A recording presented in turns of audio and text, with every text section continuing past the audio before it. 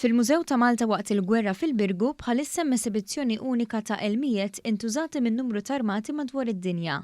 Din l-esebizzjoni qed tittella mill-Fondazzjoni Wirt Artna u segwu dik li saret tal-maskri tal-gass. Din l-esebizzjoni kienu rawha madwar 25,000 persuna. Iċ-ċermen tal-Fondazzjoni tenna li kien żmien il-pandemija il wassal għall-kunċett ġdid ta' esebizzjonijiet uniċi.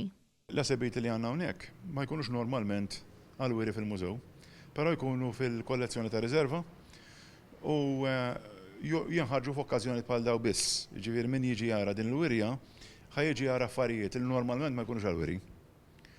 U fosthom hawn numru ta' esebiet li huma rari ħafna.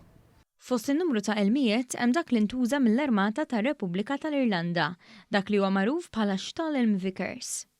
L-armata l-ġdida Irlandiża li tuża elmu ta' mudell Ġermaniż imma manifatturat fl-Ingilterra biex ikun kompletament jiddistingwihom mill-Ingliżi għaliex l-Ingliżi kienu għadhom xorta fl-Irlanda, kienu fl-Irlanda ta' fuq u huma naturalment kienu qegħdin jużaw l-elmu Ingliż.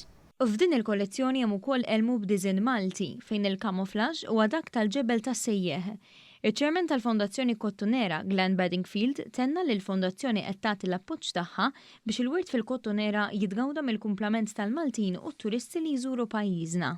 Fl-inizjattivi li tieħu l-Fondazzjoni Wirt Artna dejjem toħroġ is-sabiħ pereżempju ta' kollu li għandna fil-Kottunera u allura meta qed nitkellmu fuq l-istorja ta' Malta qed nitkellmu fuq l-istorja tal-Kottunera wkoll għaliex parti kbira mill-istorja ta' Malta hija parti kbira wkoll jekk mhux l-istorja kollha tal-Kottunera. U allura nkunu huwa ta' sodisfazzjon għalina illi ngħinu l-Fondazzjoni Wirt Artna biex ittella dawn l-esebizzjonijiet li jistgħu jitgawdew minn kulħadd.